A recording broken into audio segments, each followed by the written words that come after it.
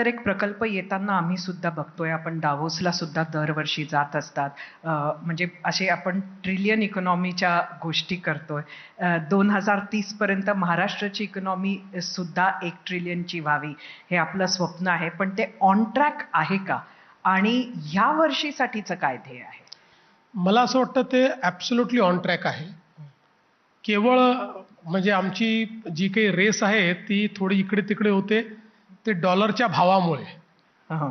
कारण डॉलरचा भाव थोडा म्हणजे रुपया थोडा खाली गेला, की पुन्हा आमचं टार्गेट पुढे जातं. पण इन ॲब्सोल्यूट टर्म्स आपण जर विचार केला, तर $1 ट्रिलियन इकॉनॉमी म्हणजे त्या ठिकाणी आपल्याला जो काही पल्ला गाठायचा आहे त्याच्यामध्ये आत्ता आपण 660 बिलियनवर आहोत हं.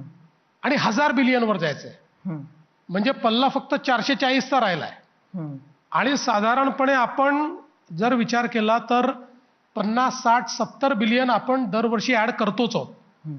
त्याच्यामुळे जर आपण म्हणजे जेव्हा आपण हा विषय मांडला हं. तेव्हाचा जर एक्सचेंज रेट घेतला तर 29 साली 100% आपण $1 ट्रिलियन इकॉनॉमी असू. हं.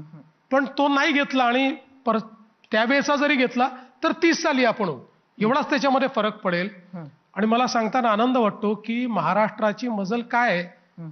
तर बघा साधारणपणे आपली अर्थव्यवस्था 2013-14 साली 13-14 लाख कोटी रुपयाची होती, हं. जी आता 54 लाख कोटीवर गेली आहे. आणि सगळ्यात महत्त्वाचं असं आहे की आपण बाय साईज आता देशातल्या कुठल्या राज्याशी कॉम्पीट करत नाही. बाय साईज आपण जगाशी कॉम्पीट करतोय. महाराष्ट्र ही जगातली 30वी 30th बिग इकॉनॉमी झालेली आहे. आणि आपला आताचा जो ग्रोथ रेट आहे हा जर आपण सस्टेन केला तर या 2 वर्षामध्ये आपण UAE आणि सिंगापूरच्याही अर्थव्यवस्थेला मागे पाडू आणि त्याच्यापेक्षा पुढे महाराष्ट्र जाईल. ही महाराष्ट्राची ग्रोथ ट्रॅजेक्टरी आहे. तुम्ही 100 दिवसाचा सुद्धा एक कार्यक्रम दिला होता आणि त्यानंतर